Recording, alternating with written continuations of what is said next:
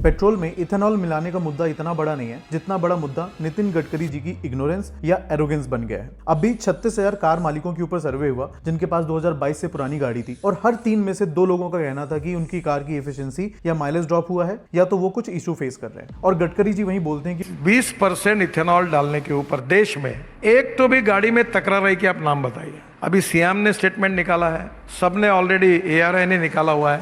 Ethanol के कारण कोई गाड़ी में कोई तकलीफ हुई ऐसा एक भी उदाहरण नहीं है। इसलिए आज इस वीडियो में मैं आपको दिखाऊंगा कि सरकार के क्लेम्स और आम आदमी की रियलिटी में कितना जमीन आसमान का अंतर है। और ये जो जबरदस्ती सिर्फ E20 पेट्रोल को ही डलवाने का ऑप्शन दिया जा रहा है, उसको लेकर के सुप्रीम कोर्ट में एक एडवोकेट ने PIL दायर करी है। उससे क्या होगा, उससे हमारा फायदा होगा, नुकसान होगा, वीडियो के एंड में समझते हैं। बाकी अभी गडकरी जी को दिखाते हैं कि समस्याएं क्या है। ये इथेनॉल और E20 पेट्रोल होता क्या है, इसको समझाने के लिए मैंने एक वीडियो बनाई है, आई बटन में या डिस्क्रिप्शन में मिल जाएगी, देख लेना।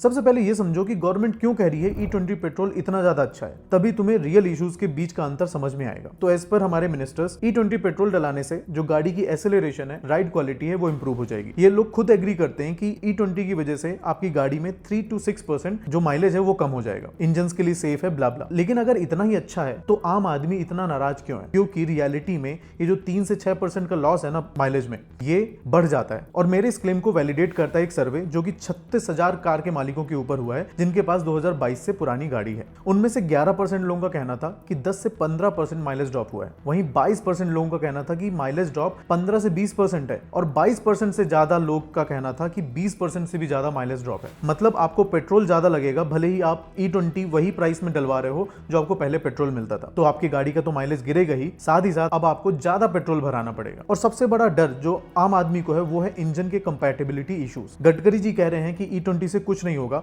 लेकिन गवर्नमेंट की 30 मार्च 2025 की ही एक प्रेस रिलीज है जिसमें मेंशन किया गया है कि थोड़े बहुत इश्यूज तो आएंगे, वो भी तब जब इंजन को ट्यून किया जाए और हार्डवेयर को चेंज किया जाए। अब ये बताओ कि 2023 के पहले की गाड़ियों पर जो खर्चा आएगा वो कौन बियर करेगा? सरकार, कार मैन्युफैक्चरर्स? बिल्कुल नहीं, आम आदमी। और आम आदमी को दिक्कत ना आए इसलिए वो इंश्योरेंस लेता है। लेकिन एक इंश्योरेंस कंपनी एको है, उसने एक बंदे का क्लेम ही रिजेक्ट कर दिया ये कह करके कि E20 फ्यूल डलाने की वजह से अगर आपकी गाड़ी का इंजन खराब हुआ है तो उसका इंश्योरेंस हम नहीं देंगे। एक और केस है, 29 अगस्त 2024 को एक आदमी ने स्कॉर्पियो खरीदी और जब उसने सिमिलर इश्यूज फेस किए तो कार डीलर और कार मैन्युफैक्चरर से पूछा गया, तब उन्होंने बोला कि आपकी गाड़ी E10 पेट्रोल पर चलने के लिए ही बनी है तो उसमें वही ही डलवाओ। लेकिन पेट्रोल पंप्स में तो आपको ये ऑप्शन ही नहीं दिया जाएगा, आपके पास सिर्फ E20 पेट्रोल डलाने का ही ऑप्शन है। ये तो दादागिरी है। और पेट्रोल पंप्स में XP95 करके प्रीमियम पेट्रोल बेचा जाता है, उसमें भी 20% एथेनॉल मिला हुआ है। अब अगला इशू ये है कि सरकार बोलती है कि कोई खास दिक्कत नहीं आएगी। तो ये वीडियो देख लो। ये रस्टिंग देख रहे हो, ये पता कहाँ पर है?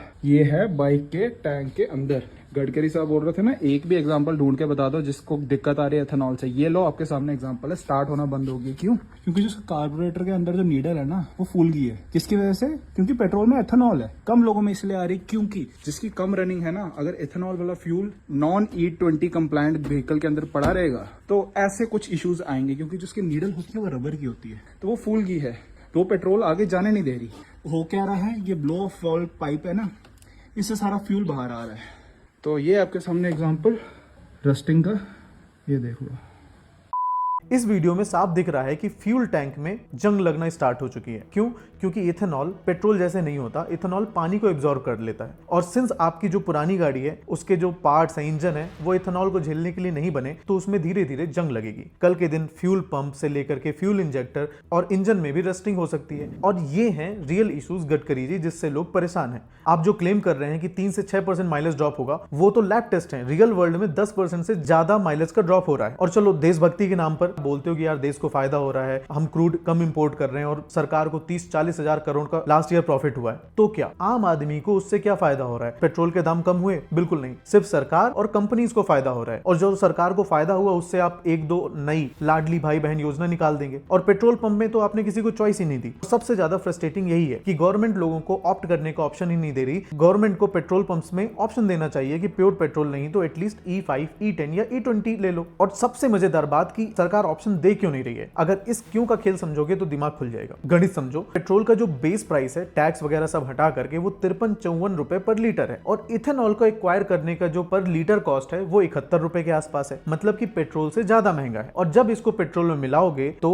ये पेट्रोल आपका महंगा ही होगा। मतलब अगर 100% पेट्रोल आप खरीदो पेट्रोल पंप से तो वो सस्ता पड़ेगा, E10 उससे ज्यादा महंगा और E20 सबसे ज्यादा महंगा पेट्रोल मिलेगा। और शायद इसीलिए गवर्नमेंट ऑप्शंस नहीं दे रही, क्योंकि कल के दिन अगर उन्होंने ऑप्शन दिया सभी लोग ज्यादा से ज्यादा 100% पेट्रोल या फिर E10 ही फिल करवाएंगे और इससे जो लॉस होगा वो एक लॉबी को होगा जो कि है इथेनॉल लॉबी। इसलिए ये हमें पुश किया जा रहा है कि आपको अपनी गाड़ी में E20 ही डलवाना है। तो गडकरी जी शायद अब आपको रियल प्रॉब्लम्स दिख पाई होंगी। लेकिन इतना ज्यादा डिफरेंस क्यों है क्लेम और रियलिटी के बीच में? क्योंकि जो लैब टेस्ट जो गवर्नमेंट करवाती है उसमें होता क्या है कि इंजन परफेक्टली ट्यून्ड होते हैं, जो बाकी कंडीशंस है वो कंट्रोलेबल होती हैं। लेकिन रियल वर्ल्ड में काफी इश्यूज होते हैं, जैसे कि खराब रोड हो सकती है, ड्राइविंग स्किल्स हो सकती हैं, एसी चला रहे हो नहीं चला रहे हो, बहुत सारी चीजें। और जिनके पास अप्रैल 2023 के बाद की गाड़ी है वो सिर्फ E20 के लिए कंपैटिबल है। पुराने व्हीकल्स जिनकी नहीं है तो उनमें दूसरी समस्याएं आ रही हैं, पार्ट्स की वियर एंड टियर की भी समस्याएं आ रही हैं। तो ये सारे इश्यूज हैं। अब जो PIL सुप्रीम कोर्ट में दायर करी है वो दायर करी है एडवोकेट आकाश मल्होत्रा ने। अब PIL का टारगेट ये है कि जो नेशन वाइड E20 को मैंडेटरी कर दिया गया है बिना अल्टरनेटिव ऑप्शंस दिए हुए, उसको खत्म करना। अब लोगों को क्या क्या इश्यूज हो रहे हैं वो तो हमने डिस्कस कर लिया। अब इस PIL को फाइल करने से हो क्या सकता है? एक तो ये हो सकता है कि सुप्रीम कोर्ट इस PIL को रिजेक्ट ही कर दे। दूसरा, इंडिपेंडेंट हो सकता है एक्सपर्ट पैनल बना दिया जाए थर्ड पार्टी टेक्निकल रिव्यू के लिए कि क्या इश्यूज हैं क्या नहीं। बहुत रेयर कंडीशन है कि ये जो E20 पेट्रोल है इसको रोल बैक कर दिया जाए, अनटिल अनलेस कोई बहुत बड़ी स्टडी सामने नहीं आती और रियल वर्ल्ड प्रॉब्लम समझ में नहीं आते। तो आई होप कि आप लोगों को E20 पेट्रोल से होने वाली जो दिक्कतें हैं आम आदमियों को वो समझ में आई होंगी। आपका क्या सजेशन है आप लोग मेरे को कमेंट्स में बताना। धन्यवाद।